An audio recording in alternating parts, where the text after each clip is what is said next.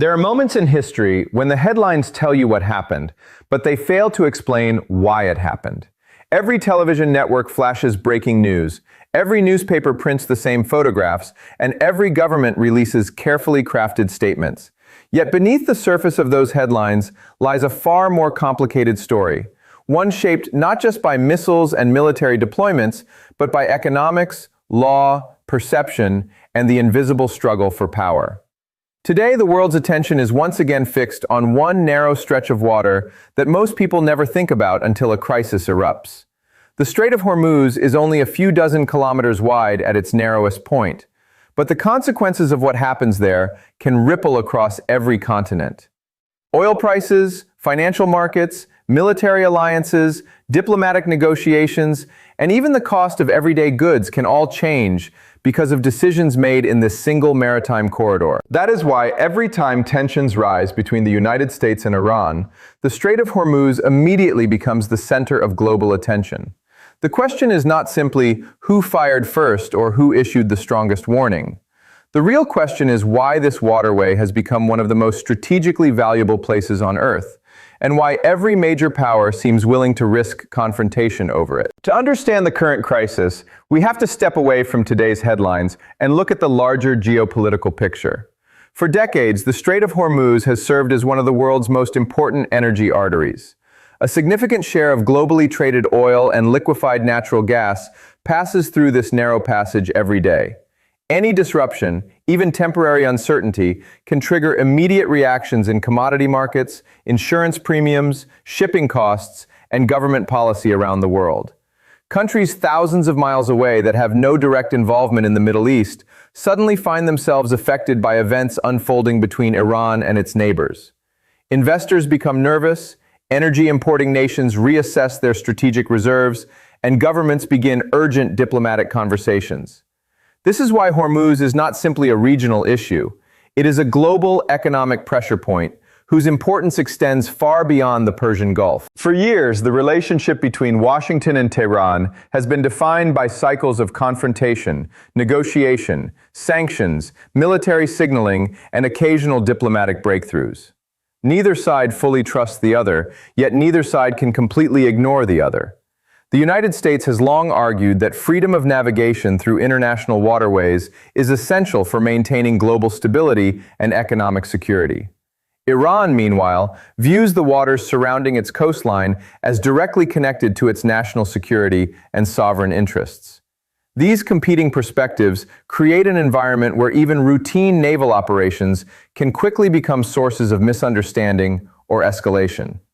A surveillance aircraft, a naval exercise, an intercepted vessel, or a disputed legal interpretation can suddenly transform into an international crisis because both governments approach the same events through entirely different strategic lenses. One of the biggest mistakes people make when following geopolitical events is assuming that every conflict is purely military. In reality, modern geopolitical competition is just as much about narratives as it is about weapons. Every government seeks to convince not only its own population, but also the international community that its actions are justified. Statements released after an incident are carefully worded because language itself becomes a strategic instrument. A military strike is followed by legal arguments. Diplomatic notes are accompanied by media campaigns. International organizations become arenas where competing interpretations are presented before the world. What appears to be a straightforward military confrontation often turns into a contest over legitimacy, credibility, and international opinion. International law plays a far greater role than many observers realize. Maritime law, freedom of navigation, exclusive economic zones, territorial waters, and treaty obligations are not merely academic concepts discussed by legal scholars. They influence how governments justify their actions and how allies decide whether to support or criticize those actions. Yet international law rarely provides simple answers. Treaties often contain language that allows for different interpretations, and countries naturally emphasize the clauses that strengthen their own position. This legal ambiguity explains why two governments can read the same document and arrive at completely different conclusions while sincerely believing they are acting within the law. Beyond legal arguments lies an equally important factor: perception. Strategic competition is not only about controlling territory or resources, but also about demonstrating resolve. Governments worry constantly about how allies and adversaries interpret their actions. A response viewed domestically as restraint may be interpreted internationally as weakness. Conversely, a show of military strength designed to project deterrence can unintentionally increase fears of escalation. This delicate balance often creates situations where leaders feel compelled to respond forcefully, not because they necessarily seek conflict, but because they fear the consequences of appearing indecisive. In international politics, perception frequently becomes reality, and maintaining credibility can sometimes drive decision-making as much as immediate military necessity. The economic dimension of this story is impossible to ignore. Every tanker that safely crosses the Strait of Hormuz represents millions of dollars in trade and contributes to the stability of global energy markets. When shipping companies perceive increased risks, insurance costs rise almost immediately. Some vessels delay departures, while others reroute entirely if alternative options exist. These decisions affect refineries, manufacturers, transportation companies, and ultimately consumers around the world. The result is that events occurring in one relatively small geographic location can influence inflation, fuel prices, and economic growth across continents. In today's interconnected world, strategic waterways have become global economic lifelines, whose stability matters to virtually every nation, regardless of geography. Regional politics further complicate the situation. Gulf states, Israel, Iraq, Oman, Qatar, Saudi Arabia, and the United Arab Emirates each approach developments through their own unique security concerns and national interests. While some prioritize regional stability and uninterrupted trade, others focus on deterrence, alliance commitments, or balancing relationships between competing powers. This creates an extraordinarily complex diplomatic landscape where public statements often conceal intense private negotiations. Behind every headline about military deployments or official warnings are countless diplomatic conversations taking place through ambassadors, intelligence channels, regional mediators, and international organizations seeking to prevent miscalculation. Another factor frequently overlooked is the influence of domestic politics. Foreign policy decisions rarely occur in isolation from internal political considerations. Leaders must consider public opinion, legislative pressures, economic conditions, and electoral realities. What appears internationally as a strategic decision may simultaneously serve domestic political objectives. Governments seek to reassure their populations, demonstrate competence, and project confidence during periods of uncertainty. Consequently, external crises often become intertwined with internal political calculations, making diplomatic compromise even more difficult because leaders must satisfy both international audiences and domestic constituencies. History reminds us that many of the world's greatest geopolitical crises did not begin with deliberate plans for war. Instead, they emerged through a series of escalating responses in which each side believed it was acting defensively, while the other interpreted those actions as offensive. Naval encounters, disputed interpretations of international law, economic sanctions, retaliatory measures, and public rhetoric can gradually narrow diplomatic options until both sides find themselves locked into positions that become increasingly difficult to reverse. Understanding this historical pattern is essential because it demonstrates how quickly regional tensions can evolve into broader international confrontations if communication breaks down. Perhaps the most important lesson is that geopolitical conflicts are rarely as simple as good versus bad or right versus wrong. They involve overlapping security concerns, historical grievances, economic interests, alliance obligations, domestic political pressures, legal disagreements, and competing strategic visions. Recognizing this complexity does not excuse aggressive actions by any party, but it does help explain why crises persist despite repeated diplomatic efforts. Sustainable solutions require more than military deterrence alone. They require credible communication, mutual understanding of red lines, and mechanisms that reduce the risk of accidental escalation. As the world watches developments in the Strait of Hormuz, one reality becomes increasingly clear. The future of this region will not be determined solely by military capabilities or diplomatic statements issued after each incident. It will be shaped by whether governments can successfully balance deterrence with dialogue, competition with restraint, and national interest with global economic stability. Every decision made in the coming days and weeks will influence not only the security of the Middle East, but also the confidence of financial markets, the price of energy, the stability of international trade, and the broader architecture of global order. The Strait of Hormuz remains far more than a narrow waterway. It has become a symbol of how interconnected our modern world truly is, where local confrontations can produce worldwide consequences, and where every strategic calculation carries implications far beyond the horizon. If we zoom out even further, an even bigger picture begins to emerge. Throughout modern history, control over strategic choke points has often mattered more than control over vast territories.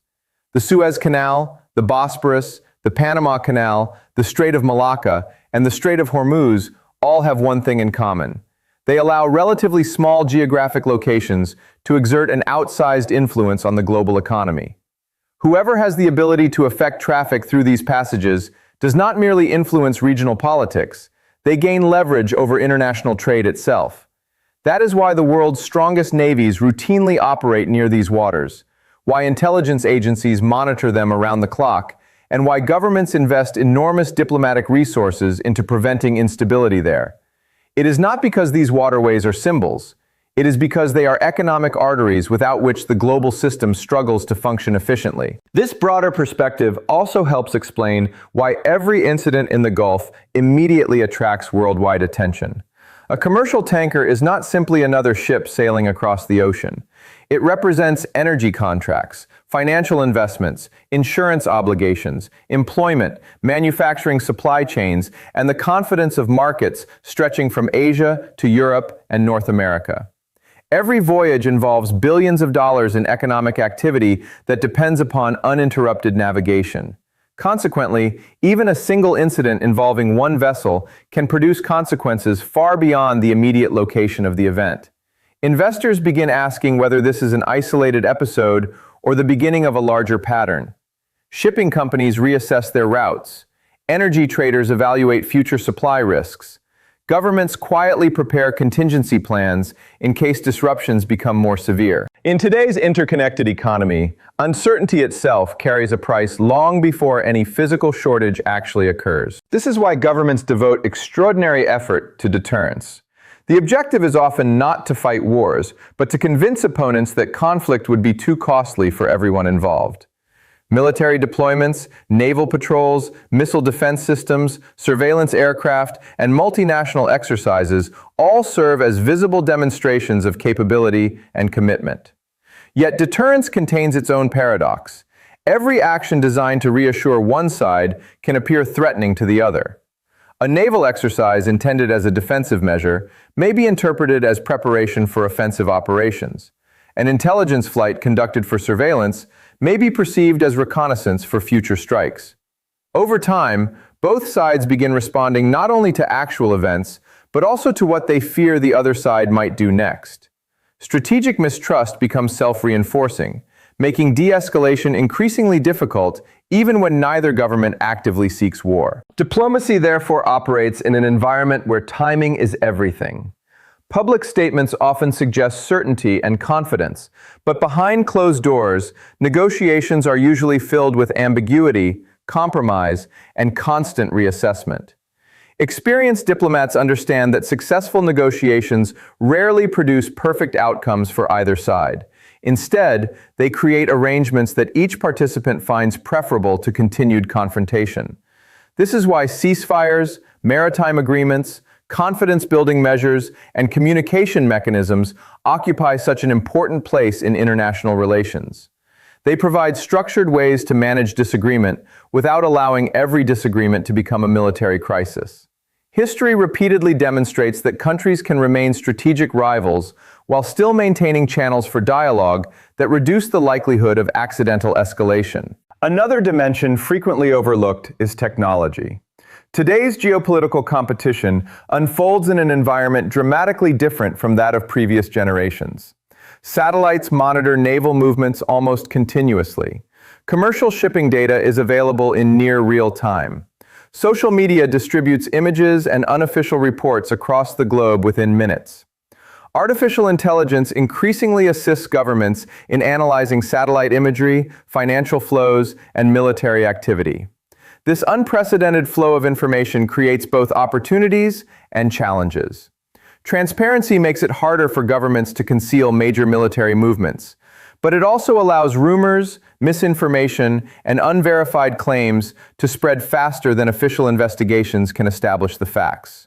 Consequently, modern crises unfold simultaneously in physical space and in the information environment, where narratives compete for global attention before all the evidence is available. Economic resilience has therefore become almost as important as military strength. Governments now recognize that maintaining stable supply chains, diversified energy sources, and strategic reserves can reduce vulnerability during periods of geopolitical tension. Many countries have invested heavily in alternative energy infrastructure, expanded liquefied natural gas imports, developed new pipeline networks, or strengthened relationships with multiple suppliers precisely because they understand the risks associated with dependence on any single transit route. These long-term investments are not merely economic policies, they are national security strategies designed to reduce exposure to external shocks. Every new pipeline, port expansion, or renewable energy project represents an attempt to make future crises less disruptive than those of the past. At the same time, regional powers continue adapting their own strategies. Middle Eastern governments increasingly pursue more flexible foreign policies than they did during the Cold War. Rather than aligning exclusively with one major power, many now seek constructive relationships with multiple partners simultaneously. They engage with Washington on security, Beijing on trade and infrastructure, European governments on investment, and neighboring states on regional diplomacy. This multi-directional approach reflects a recognition that the international system itself is becoming more complex. Countries no longer assume that a single external guarantor can address every security challenge. Instead, they attempt to diversify diplomatic relationships in much the same way investors diversify financial portfolios. The broader transformation of global power also deserves attention. Over the past several decades, the international system has gradually shifted from one characterized by overwhelming dominance of a single superpower toward a more distributed landscape involving several influential actors. While the United States remains a central military and economic power, other countries have expanded their regional influence, technological capabilities, and diplomatic reach. China has become a major economic stakeholder in Middle Eastern energy flows. India has strengthened strategic partnerships throughout the Gulf. European nations continue pursuing energy security while balancing relationships with both Washington and regional governments. Russia remains an important diplomatic and military actor despite facing its own strategic challenges. As more influential players participate in regional affairs, the complexity of crisis management inevitably increases because every major decision now affects a wider network of international interests. Ultimately, the Strait of Hormuz represents far more than geography. It illustrates a fundamental reality of international politics. Strategic stability depends not only on military power, but also on mutual expectations, communication, economic interdependence, and the willingness of governments to manage competition without allowing it to spiral into conflict. Every tanker that passes safely through these waters symbolizes more than commercial success. It reflects the functioning of a global system in which countless governments, companies, insurers, sailors, diplomats, and security forces cooperate, often indirectly, to keep international commerce moving despite profound political disagreements. That fragile cooperation is one of the least visible, yet most important foundations of the modern world, and preserving it remains one of the defining challenges facing international leaders today.